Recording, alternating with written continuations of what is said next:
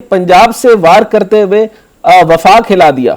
वफाक में अब इस हालत में आ गए कि सदर अलवी साहब जो हैं वो मुमकिन है वजीर आजम शहबाज शरीफ साहब से कहें कि अब आप एतमाद का वोट लें। बड़ा अच्छा किया, लेकिन साथ में एक इंपॉर्टेंट सवाल करने लगा हूं सर।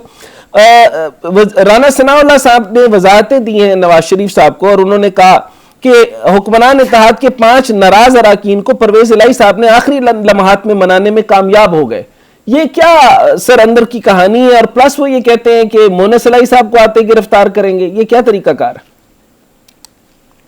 देखिए, राना सनाउल्लाह आपको पता है कि हमेशा से ही उन्होंने एक बहुत अनरेस्ट क्रिएट किया। उनकी स्टेटमेंट्स जो हैं और उनका जो माइंड सेट है वो बड़ा जंगजू है। तो बिलीव करते हैं सियासी ग्रेस में, एथिक्स में कम से कम एक ऐसा रिलेशन होना चाहिए आपस में सियासी जमातों का। आपने देखा किस अंदाज से वो आके वहां पे बैठ के बैठ के और फिर थ्रेट करना शुरू कर दिया। एग्जैक्टली।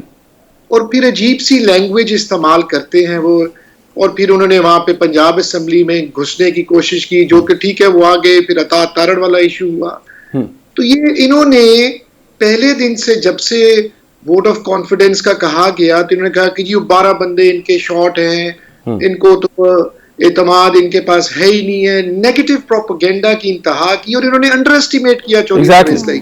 अच्छा, नहीं नेगेटिव तो कर नहीं सकते थे सर। जैसे ही वो परवेज इलाही साहब आए, रेस्क्यू 1122 ऑपरेटिव हो गई, बड़े सारे काम हो गए, फूड अथॉरिटी बेहतर हो गई, आटे का निजाम भी आपने बेहतर किया, फ्लोर मिल को भी बेहतर किया। खैर, कामों को हम बाद में बात करेंगे। सर ये बताएं कि जो इल्जाम लगाया कि उन्होंने 5 नाराज अरकान को मनाया, सर वो कहना कुछ और जा रहे हैं, तो मनाया किस तरह? बातचीत से ही मनाया ना, ऑफ कोर्स।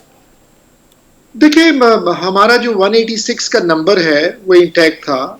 और आप 1 2 5 बंदे जो थे वो डिसिडेंट्स थे जो कि नाराज थे। लोगों के काम नहीं होते तो लोग नाराज हो जाते हैं सर।